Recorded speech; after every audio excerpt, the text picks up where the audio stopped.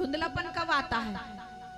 जब रात का आना हो और दिन का जाना हो, संध्या वेला, उस समय धुंधला होता, ना रात होती है ना दिन होता। उस समय हमें कोई वस्तु कभी देखा होगा, कहीं पर रस्सी पड़ी हो तो सर्प नजर आने लगता, कहीं सर्प पड़ा हो तो रस्सी समझने लगता, उसका नाम है धुंधली वेला। प्यारे, पत्नी का कर्तव्य है, पत्नी चाहे तो घर को स्वर्ग बना सकती है और पत्नी चाहे तो घर को नरक का अड्डा बना सकती है। धुंधली देवी ने क्या किया है कि धुंधली की देवी के घर में सब कुछ है, पति बहुत ऐशो आराम से रहते हैं।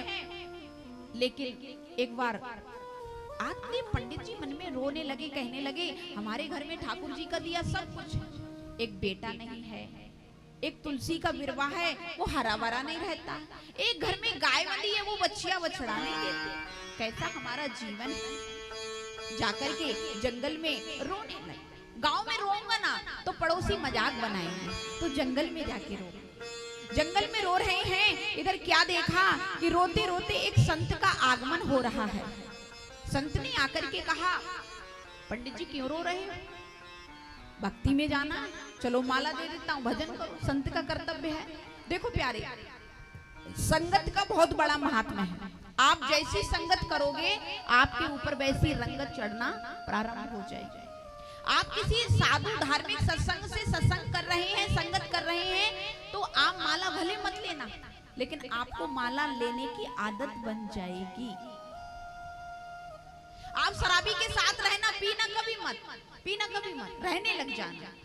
देखते देखते देखते देखते एक दिन मन बोलेगा इसमें है क्या, खुद रंग चढ़ना प्रारंभ हो जाएगा। इसी प्रकार से आत्मदेव ने कहा जाकर के ठाकुर जी की भक्ति करो। आत्मदेव से कहा, आत्मदेव रोने लगे मुझे तो बेटा चाहिए। संत ने कहा ठीक है, कृपा का एक फल दे दिया, जाकर के पत्नी को खिला देना, संतान हो जाएगी। संतान की बात सुनकर के नाचते गाते हुए घर में आए। धुंधली देवी से कहा देवी ये फल लो, खा लो और बेटा हो जाएगा 9 महीने बाद। धुंधली देवी ने विधि तो सुनी नहीं और फल को कहा रख दो अलमारी में, बाद में खा लो। ये बात जब बोली, आत्मदेव नाच रहे हैं, अब तो 9 महीने बाद मेरे घर में भी किलकारियां गूंजेंगी। धुंधली देवी रोती हुई मन में विचार कर रही है, फल को खा लूंगी तो कष्ट होगा। धुंधली देवी के घर में खाने के लिए भंडार भरे हैं।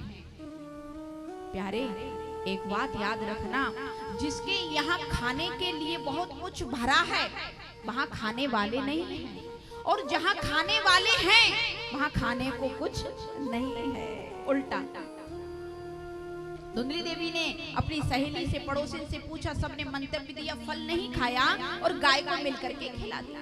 बहन ने आके कहा क्यों कष्ट झेलोगी, 9 महीने बाद मेरे पुत्र होगा, मैं लाके आपको दे दूंगी, थोड़ा सा दम दे देना, पति का मुंह बंद कर दो। इस तरह से 9 महीने बाद एक देखा कि एक पुत्र ने जन्म लिया और जाकर के धुंधली देवी ने वो पुत्र अपनी बहन से गोद में ले लिया और मन में विचार करने लगी। आत्मदेव से कहा पंडित जी हाँ, बोले हमारे तो संतान हुई है, क्या? बोले बेटा हो गया। पंडित जी बोल रहे हैं बधाई हो, बधाई हो। अब तो पड़ोसियों का आना शुरू हो गया, नाच रहे हैं, गा रहे हैं, सहनाइयां बज रही हैं। धीरे धीरे पंडित जी ने सोचा बच्चे का नामकरण करा दें। धुंधली देवी कहने लगी सुनो, 9 महीना कष्ट में मैंने रखा है तो नाम भी मैं अपने नाम से मिलता जुलता रखूंगी। कहने लगे ठीक है। बोले मेरा नाम है धुंधली और मेरे बेटे का नाम धुंधकारी होगा। धुंधकारी धीरे धीरे बड़ा हुआ और बड़ा होकर के क्या हुआ कि वैश्याओं में रति हो गया। कहीं मांस पड़ा है, कहीं मंदरा पान कर रहा है, कहीं मांस भक्षण कर रहा है। माँ बाप परेशान होके रो रहे हैं। पंडित जी कह रहे हैं मेरे स्वर्ग जैसे घर को इसने नरक का अड्डा बना दिया। पंडित जी उस दिन भी रो रहे थे कि संतान नहीं है, पंडित जी आज भी रो रहे हैं कि संतान क्यों है। प्यारे, एक सिक्के के 2 पहलू हैं।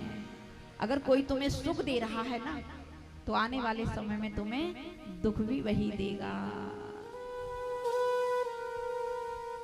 आत्मदेव रोने लगे। आत्मदेव ने कहा कि अगर जंगल चला जाऊं भक्ति करने के लिए तो दिल में इतनी वृत्ति नहीं है। प्यारे, भक्ति में सब कोई आना चाहता है, लेकिन जब तक दिल में वृत्ति पैदा नहीं हो तब तक भक्ति में बढ़ नहीं पाता है प्राणी। आत्मदेव ने कहा, पंडित जी से कहा, बेटा जिस गाय को मिलकर के फल खिलाया उस गाय ने भी एक पुत्र को जन्म दिया जिसका नाम है गोकर्ण। गो मानी गाय और कर्ण मानी कान, जिसके कान जो है वो गाय की तरह हैं। तो गोकर्ण जी भी आत्मदेव को पिताजी कह के बुलाता।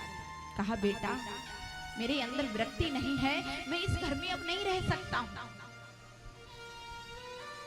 प्यारे, संतान अगर हमारे जीवन में ना आ पाए, कई माताएं होती हैं बांझ हो जाती हैं, नहीं होती है संतान।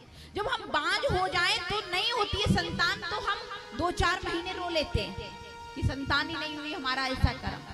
और संतान होके नालायक निकल जाए तो हमें जीवन पर्यंत रुलाती है। बोलना पड़ेगा। कई माता पिता ऐसे होते हैं कि अपनी संतान को बहुत पढ़ा लिखा के बड़ा कर देते हैं, बहुत कुछ करते हैं, संतान के पीछे 1 नहीं 2 नहीं 8-8 घंटे ड्यूटी करने के बावजूद भी, कभी कभी